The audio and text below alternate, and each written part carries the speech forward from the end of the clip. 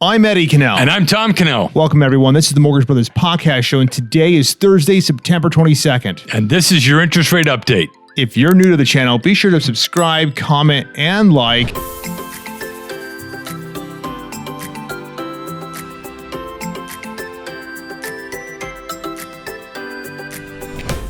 And remember, this is for informational purposes only. This is not financial advice. That's right, folks. We're not financial advisors, but we do hope to be your mortgage broker, so here we go. All right.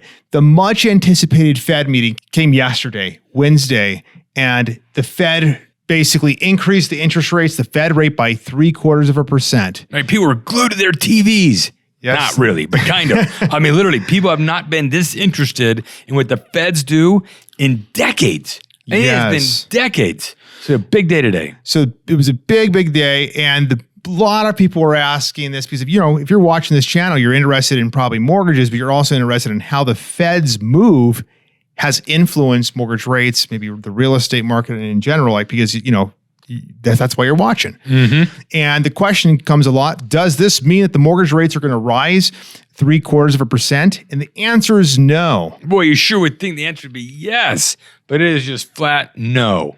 So the Fed's rate of 0.75%, it's been baked in, and we kind of use that term a lot because the industry, the markets, Wall Street has been anticipating. In fact, most of the Wall Street was anticipating an 84% chance that they would raise the rate 0.75%.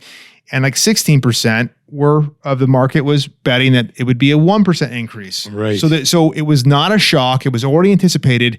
And interest rates move at the slightest rumor.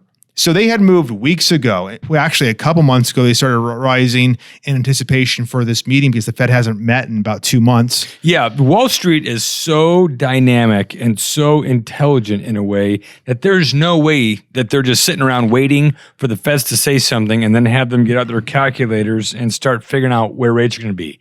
No, they are anticipating through all their little networks of, information providers on what the Feds are going to be doing because they have big money at stake, and they're going out in the future and basically saying, this is what we think is going to happen, therefore we're going to do certain things. So they knew months ago. Yes. I mean, if you go back months and months ago, there were different, benchmarks, but they knew a month ago that there was a very high chance that it was only going to be 75% or 0.75% increase versus 8%. So it was already baked in, as they say. So what has increased 75 or 0.75% today? It's going to be your home equity lines of credit, your credit cards. Those loans are tied to what they call prime rate, and prime rate is directly correlated with the Fed rate. Right. So for a lot of things, yes, your interest rates did go up 0.75% for a lot of consumers. That's right. Yeah, we talked about the HELOCs, the small business loans, the credit cards. Those are all very, very big things that impact Americans. And the Feds are moving the market by those things that are affecting the consumer. So even though mortgage rates weren't affected, it still delivered the punch that they wanted to and needed to in order to get this inflation under control. So where we see rates today, we see the 30-year fix at 5.99. The last update we did on Monday was 5.75. So it came up at about an eighth. The 15-year fix today is at 5.25. The 30-year FHA, 5.75, and the 30-year VA, 5.75. And you can see in here that interest rates did not move up 0.75%. So here's the proof in the pudding that Wall Street already knew that this was going to be the direction, not 100%, because remember, it was only 84% probability that it was going to be 0.75. So that other 14 or 16%, probably lended its way into pushing rates up from 5.8 to 5.9. Right.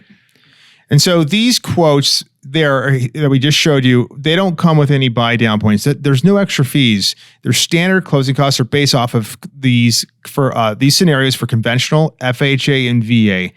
Again, these are very normal scenarios for our borrowers. Yeah, these aren't like 1% hypotheticals. Oh, you'll never achieve these, so why are you guys quoting? No, these are very, very standard. And if you're asking, well, who has 25% down? Ask the person who's selling their home. Yeah. They've owned their home for 9 years and they have 25% or more down. So these are very realistic. So we'll continue to monitor interest rates, the markets, how they affect real estate. And of course, if you are, if you have any comments, be sure to comment in the below. Be sure to subscribe and click the notification bell as well. All right. Thank you, folks. Take care, everybody. Thank you for watching the Mortgage Brothers podcast. If you have any questions, email us at team@azmortgagebrothers.com. And if you like this content, be sure to like, comment, and subscribe to the Mortgage Brothers team.